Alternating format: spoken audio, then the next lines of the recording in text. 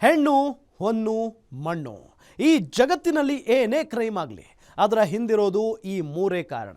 ಅಪರಾಧ ಮಾಡುವಾಗ ಪಾಪಿಗಳ ಮನಸ್ಸಲ್ಲಿ ದುರಾಸೆ, ಮೋಹ, ಆಕ್ರೋಶ, ಕಾಮ ಹೀಗೆ ಏನಿರುತ್ತೋ ಏನೋ.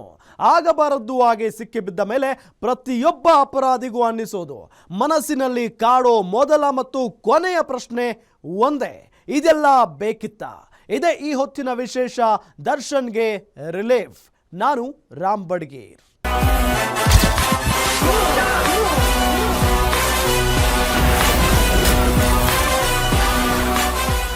ಚಿತ್ರದುರ್ಗ ಮೂಲದ ರೇಣುಕಾಸ್ವಾಮಿ ಕೊಲೆ ಪ್ರಕರಣಕ್ಕೆ ಬಿಗ್ ಟ್ವಿಸ್ಟ್ ಸಿಕ್ಕಿದೆ. ಡಿಸೆಂಬರ್ 17, 2025ರಿಂದ ರೇಣುಕಾಸ್ವಾಮಿ ಕೊಲೆ ಪ್ರಕರಣದ ಕುರಿತು ನ್ಯಾಯಾಲಯದಲ್ಲಿ ವಿಚಾರಣೆ ಆರಂಭ ಆಗಿತ್ತು. ಆಗ ಮೊದಲು ರೇಣುಕಾಸ್ವಾಮಿ ತಾಯಿ ರತ್ನಪ್ರಭಾ ನ್ಯಾಯಾಲಯದಲ್ಲಿ ಸಾಕ್ಷ್ಯ ಹೇಳಿದ್ರು. ಈ ವೇಳೆ ಪಾಟಿ ಸವಾಲಿಗೆ ಸರಿಯಾದ ಉತ್ತರ ಕೊಟ್ಟಿರಲಿಲ್ಲ, ವ್ಯತಿರಿಕ್ತ ಸಾಕ್ಷ್ಯ ನುಡಿದಿದ್ರು. ಹೀಗಾಗಿ ಕೇಸ್ಗೆ ಟ್ವಿಸ್ಟ್ ಸಿಕ್ಕಿದೆ. ಅದರ ಡೀಟೇಲ್ಸ್ ಇಲ್ಲಿದೆ.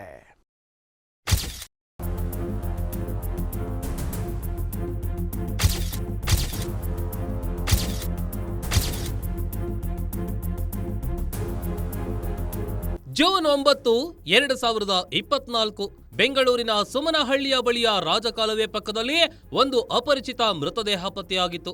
ರಾಜಕಾಲುವೆ ಬಳಿ ಇದ್ದ ಅಪಾರ್ಟ್ಮೆಂಟ್ ಸೆಕ್ಯೂರಿಟಿ ಗಾರ್ಡ್ ಅಪರಿಚಿತ ಶವದ ಕುರಿತು ಪೊಲೀಸರಿಗೆ ಮಾಹಿತಿ ನೀಡಿದ್ದ. ಪೊಲೀಸರ ತನಿಖೆಯಲ್ಲಿ ಹೊರಬಂದ ಸತ್ಯ ಕೇಳಿ ಸ್ವತಃ ಪೊಲೀಸರೇ ಶಾಕ್ ಆಗಿದ್ರು. ಆ ಅಪರಿಚಿತ ವ್ಯಕ್ತಿ ಬೇರಾರೂ ಅಲ್ಲ, ಚಿತ್ರದುರ್ಗ ಮೂಲದ ರೇಣುಕಾಸ್ವಾಮಿ ಅನ್ನೋದು ಗೊತ್ತಾಗಿತ್ತು.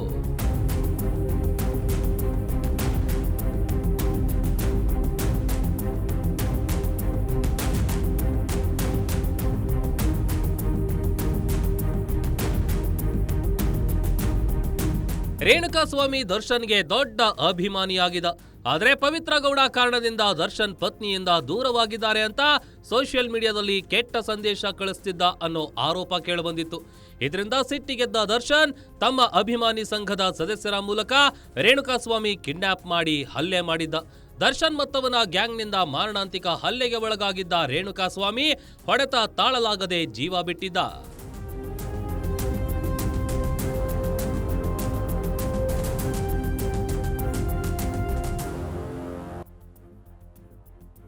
ರೇಣುಕಾಸ್ವಾಮಿ ಕೊಲೆಗೆ ಕಾರಣ ಪವಿತ್ರ ಗೌಡ ದರ್ಶನ್ ಅನ್ನೋ ವಿಚಾರ ತಿಳಿದ ಬಳಿಕ ಪೊಲೀಸರಿಗೆ ದೊಡ್ಡ ಶಾಕ್ ಕಾದಿತ್ತು. ಬಳಿಕ ಈ ಕೇಸ್ನಲ್ಲಿ ದರ್ಶನ್ ಜೈಲುವಾಸ ಅನುಭವಿಸಿದ. ಕೊನೆಗೆ ಹೈಕೋರ್ಟ್ನಲ್ಲಿ ಬೇಲ್ ಪಡೆಯುವಲ್ಲಿ ಯಶಸ್ವಿಯಾಗಿದ್ದ. ಆದರೆ ಸುಪ್ರೀಂ ಕೋರ್ಟ್ ಬೇಲ್ ರದ್ದು ಮಾಡಿತ್ತು.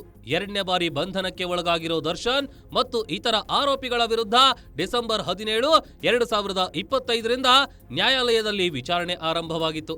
ವಿಚಾರಣೆ ಆರಂಭವಾದ ದಿನವೇ ಕೇಸ್ಗೆ ದೊಡ್ಡ ಟ್ವಿಸ್ಟ್ ಸಿಕ್ಕಿತ್ತು.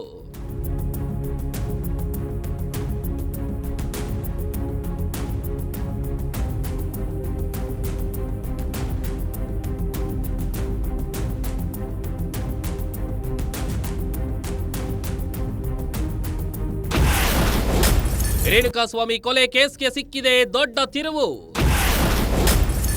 ರೇಣುಕಾ ತಾಯಿ ರತ್ನಪ್ರಭಾರಿಂದ ಗೊಂದಲದ ಹೇಳಿಕೆ. ಡಿಸೆಂಬರ್ 17ರಂದು ವಿಚಾರಣೆ ಆರಂಭವಾದ ದಿನ ರೇಣುಕಾಸ್ವಾಮಿ ತಾಯಿ ರತ್ನಪ್ರಭಾ ಕೋರ್ಟ್ನಲ್ಲಿ ಸಾಕ್ಷಿ ನುಡಿದಿದ್ರು. ಪೊಲೀಸರ ಎದುರು ನೀಡಿರೋ ಹೇಳಿಕೆಗೂ ಕೋರ್ಟ್ನಲ್ಲಿ ನುಡಿದ ಸಾಕ್ಷ್ಯಕ್ಕೂ ಅಜಗಜಾಂತರ ವ್ಯತ್ಯಾಸವಿತ್ತು. ಇದನ್ನ ಆರೋಪಿಗಳ ಪರ ವಕೀಲರು ಕೋರ್ಟ್ ಗಮನಕ್ಕೆ ತಂದಿದ್ರು. ಅಲ್ಲದೆ ಪವಿತ್ರ ಗೌಡ ಪರ ವಕೀಲ ಬಾಲನ್ ರತ್ನಪ್ರಭಾನನ್ನ ಪಾಟಿ ಸವಾಲಿಗೆ ಒಳಪಡಿಸಿದ್ರು. ಬಾಲನ್ ಕೇಳಿದ ಪ್ರಶ್ನೆಗಳಿಗೆ ರತ್ನಪ್ರಭಾ ಗೊಂದಲಕಾರಿ ಹೇಳಿಕೆಗಳನ್ನ ನೀಡಿದ್ರು. ಪೊಲೀಸರ ಮುಂದೆ ದಾಖಲಿಸಿರೋ ಹೇಳಿಕೆಗೂ ಕೋರ್ಟ್ನಲ್ಲಿ ನುಡಿದ ಸಾಕ್ಷ್ಯಕ್ಕೂ ಸಾಮ್ಯತೆಯೇ ಇರಲಿಲ್ಲ. ಹೀಗಾಗಿ ರತ್ನಪ್ರಭಾ ಹೇಳಿಕೆಯಿಂದ ಆರೋಪಿಗಳಿಗೆ ವರದಾನವಾಗಲಿದೆ ಅನ್ನೋ ಮಾತುಗಳು ಕೇಳಿಬಂದಿವೆ.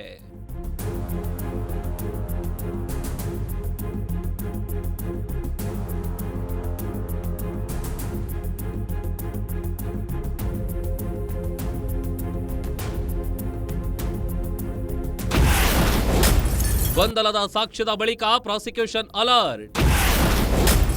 ರತ್ನಪ್ರಭಾ ಪ್ರತಿಕೂಲ ಸಾಕ್ಷಿ ಎಂದು ಪರಿಗಣಿಸಲು ಮನವಿ. ರೇಣುಕಾಸ್ವಾಮಿ ತಾಯಿ ರತ್ನಪ್ರಭಾ ಗೊಂದಲಕಾರಿ ಸಾಕ್ಷ್ಯ ನುಡಿತಾ ಇದ್ದಂತೆ ಪ್ರಾಸಿಕ್ಯೂಷನ್ ಪರ ವಕೀಲರು ಅಲರ್ಟ್ ಆಗಿದ್ರು. ಪಾಟಿ ಸವಾಲಿನ ವೇಳೆ ರತ್ನಪ್ರಭಾ ತಮ್ಮ ಹಿಂದಿನ ಹೇಳಿಕೆಗಿಂತ ವ್ಯತಿರಿಕ್ತ ಹೇಳಿಕೆ ನೀಡಿದ್ರಿಂದ ತಮಗೆ ಹಿನ್ನಡೆಯಾಗಲಿದೆ ಅಂತ ಎಸ್ಪಿಪಿ ಪ್ರಸನ್ನಕುಮಾರ್ ಭಾವಿಸಿದ್ರು. ಹೀಗಾಗಿ ರತ್ನಪ್ರಭಾರನ್ನ ಪ್ರತಿಕೂಲ ಸಾಕ್ಷಿ ಅಂತ ಪರಿಗಣಿಸಲು ನ್ಯಾಯಾಲಯಕ್ಕೆ ಅರ್ಜಿ ಸಲ್ಲಿಸಿದ್ರು. ಪೊಲೀಸರ ಎದುರು ದಾಖಲಿಸಿದ ಹೇಳಿಕೆಗೂ ಕೋರ್ಟ್ನಲ್ಲಿ ನುಡಿದ ಸಾಕ್ಷ್ಯಕ್ಕೂ ತಾಳೆಯಾಗ್ತಿಲ್ಲ. ಹೀಗಾಗಿ ಅವರನ್ನ ಪ್ರತಿಕೂಲ ಸಾಕ್ಷಿ ಅಂತ ಪರಿಗಣಿಸಲು ಕೋರ್ಟ್ಗೆ ಅರ್ಜಿ ಹಾಕಿದ್ರು.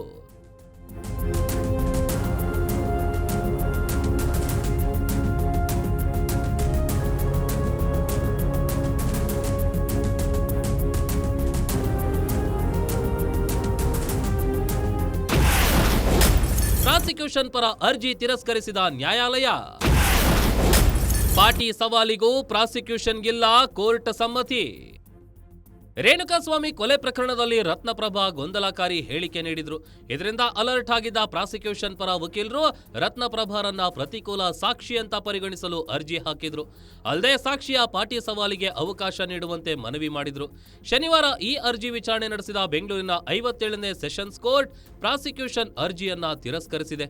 ಅಲ್ಲದೆ ರತ್ನಪ್ರಭಾ ಪಾಟಿ ಸವಾಲಿಗೆ ಅವಕಾಶ ನೀಡಬೇಕು ಅನ್ನೋ ಮನವಿಯನ್ನ ಕೂಡ ತಿರಸ್ಕರಿಸಿದೆ. ಹೀಗಾಗಿ ಪ್ರಾಸಿಕ್ಯೂಷನ್ ಮತ್ತು ಪೊಲೀಸರಿಗೆ ಭಾರಿ ಹಿನ್ನಡೆಯಾಗಿದೆ. ಇದು ಆರೋಪಿಗಳಿಗೆ ವರದಾನವಾಗಿ ಪರಿಣಮಿಸಲಿದೆ ಅಂತ ನ್ಯಾಯಾಲಯದ ಆವರಣದಲ್ಲಿ ದೊಡ್ಡ ಚರ್ಚೆಗೆ ಕಾರಣವಾಗಿದೆ.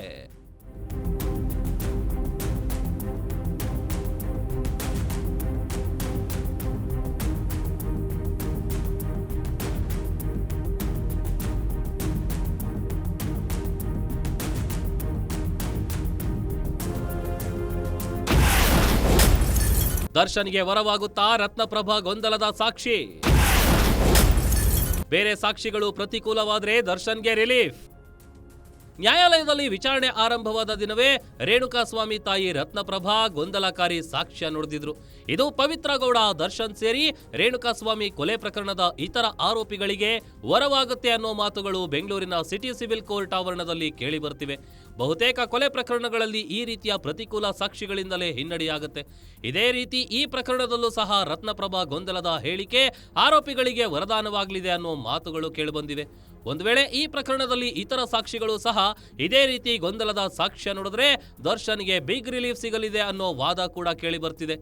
ಆದರೆ ಸದ್ಯಕ್ಕೆ ದರ್ಶನ್ಗೆ ಅಷ್ಟು ಸುಲಭವಾಗಿ ರಿಲೀಫ್ ಸಿಗೋದು ಡೌಟ್ ಅನ್ನೋದು ಕೆಲ ವಕೀಲರ ವಾದವಾಗಿದೆ.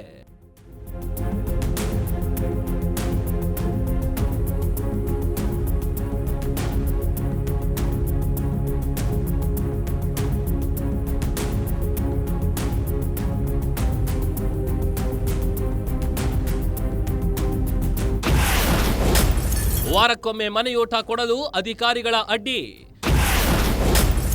ಕೋರ್ಟಿಗೆ ಪವಿತ್ರ ತಾಯಿ ಭಾಗ್ಯಮ್ಮರಿಂದ ಅಫಿಡವಿಟ್. ರೇಣುಕಾಸ್ವಾಮಿ ಕೊಲೆ ಕೇಸ್ನಲ್ಲಿ ಜಾಮೀನು ಪಡೆದು ಹೊರಗಿದ್ದ ಆರೋಪಿಗಳಿಗೆ ಕಳೆದ ವರ್ಷದ ಆಗಸ್ಟ್ನಲ್ಲಿ ಸುಪ್ರೀಂ ಕೋರ್ಟ್ ಶಾಕ್ ನೀಡಿತು. ಆರೋಪಿಗಳ ಜಾಮೀನು ರದ್ದು ಮಾಡಿತ್ತು. ಈ ವೇಳೆ ಸುಪ್ರೀಂ ಕೋರ್ಟ್ ಜೈಲಾಧಿಕಾರಿಗಳಿಗೆ ಎಚ್ಚರಿಕೆ ನೀಡಿತು. ಈ ಹಿಂದೆ ದರ್ಶನ್ ಪರಪ್ಪನ ಅಗ್ರಹಾರ ಜೈಲಿನಲ್ಲಿದ್ದಾಗ ಐಷಾರಾಮಿ ಸೌಲಭ್ಯಗಳನ್ನ ನೀಡಲಾಗಿತ್ತು. ಆದರೆ ಈ ಬಾರಿ ಐಷಾರಾಮಿ ಸೌಲಭ್ಯ ನೀಡಿದ್ರೆ ಜೈಲಾಧಿಕಾರಿಗಳ ವಿರುದ್ಧ ಕಠಿಣ ಕ್ರಮ ಜರುಗಿಸುವ ಎಚ್ಚರಿಕೆ ಕೊಟ್ಟಿತ್ತು. ಇದರಿಂದ ಜೈಲಾಧಿಕಾರಿಗಳು ಬಹಳ ಎಚ್ಚರಿಕೆಯಿಂದ ಕಾರ್ಯನಿರ್ವಹಿಸುತ್ತಿದ್ದಾರೆ. ಯಾವುದೇ ಕಾರಣಕ್ಕೂ ರೇಣುಕಾಸ್ವಾಮಿ ಕೊಲೆ ಕೇಸ್ ಆರೋಪಿಗಳಿಗೆ ಐಷಾರಾಮಿ ಸೌಲಭ್ಯ ಸಿಗದಂತೆ ಎಚ್ಚರಿಕೆ ವಹಿಸಿದ್ದಾರೆ.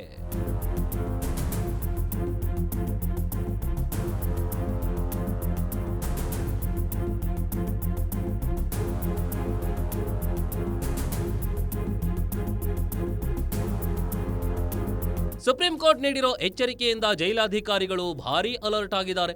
ದರ್ಶನ್ ಸೆಲ್ ಬಳಿ ಹೋಗುವ ಪ್ರತಿ ಸಿಬ್ಬಂದಿ ಬಾಡಿ ಓರ್ನ್ ಕ್ಯಾಮೆರಾ ಧರಿಸುವುದು ಕಡ್ಡಾಯವಾಗಿದೆ.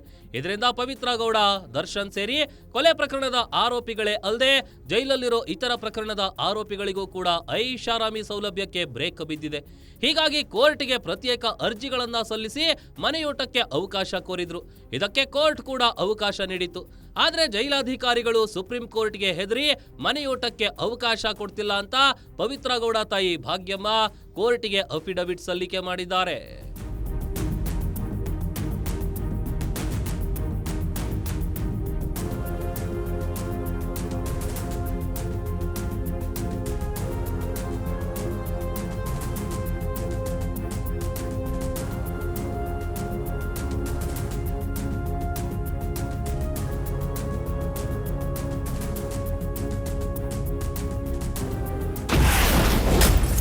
ಸೋಮವಾರಕ್ಕೆ ನ್ಯಾಯಾಂಗ ನಿಂದನೆ ಅರ್ಜಿ ವಿಚಾರಣೆ. ಪ್ರದೋಷ್ ಜಾಮೀನು ಅರ್ಜಿ ವಜಾ ಮಾಡಿದ ಕೋರ್ಟ್. ಪವಿತ್ರ ಗೌಡ ರೀತಿಯೇ ನಾಗರಾಜ್ ಮತ್ತು ಲಕ್ಷ್ಮಣ್ ಕೂಡ ಮನೆಯೂಟಕ್ಕೆ ಅವಕಾಶ ಕೋರಿ ಕೋರ್ಟ್ಗೆ ಅರ್ಜಿ ಸಲ್ಲಿಸಿದ್ರು. ಇವರಿಗೂ ಸಹ ಕೋರ್ಟ್ ಮನೆಯೂಟಕ್ಕೆ ಅವಕಾಶ ನೀಡಿತು.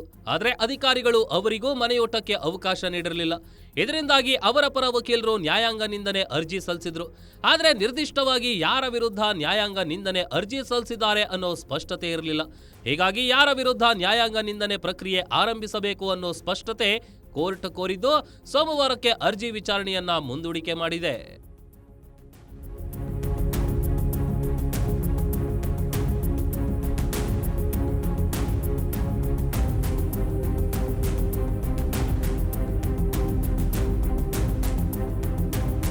ತನ್ನ ತಂದೆಯ ತಿಥಿ ಕಾರ್ಯವಿದೆ. ಹೀಗಾಗಿ ಜನವರಿ 17ರಿಂದ ಜನವರಿ 22ರವರೆಗೆ ಜಾಮೀನು ನೀಡಲು ಕೋರಿ ಪ್ರದೋಷ್ ಪರ ವಕೀಲರು ಅರ್ಜಿ ಸಲ್ಲಿಸಿದ್ರು. ಅರ್ಜಿ ವಿಚಾರಣೆ ನಡೆಸಿದ ನ್ಯಾಯಾಲಯ ಪ್ರದೋಷ್ಗೆ ಜಾಮೀನು ನಿರಾಕರಿಸಿದೆ. ಆತನ ಪರ ವಕೀಲರು ಸಲ್ಲಿಸಿದ್ದ ಅರ್ಜಿಯನ್ನ 57ನೇ ಸೆಷನ್ಸ್ ನ್ಯಾಯಾಲಯ ವಜಾ ಮಾಡಿದೆ. ಹೀಗಾಗಿ ತಂದೆಯ ತಿಥಿ ಕಾರ್ಯಕ್ಕೂ ಕೂಡ ಹಾಜರಾಗಲು ಪ್ರದೋಷ್ಗೆ ಸಾಧ್ಯವಾಗಿಲ್ಲ. ತುರ್ತು ಸಂದರ್ಭಗಳಲ್ಲಿ ಸಾಮಾನ್ಯವಾಗಿ ಜಾಮೀನು ನೀಡಲಾಗುತ್ತೆ. ಆದರೆ ಇದೊಂದು ಹೈ ಪ್ರೊಫೈಲ್ ಪ್ರಕರಣ ಆಗಿರೋದ್ರಿಂದ ಪ್ರದೋಷ್ ಅರ್ಜಿ ವಜಾ ಮಾಡಲಾಗಿದೆ ಅಂತ ವಕೀಲರು ಅಭಿಪ್ರಾಯ ವ್ಯಕ್ತಪಡಿಸಿದ್ದಾರೆ.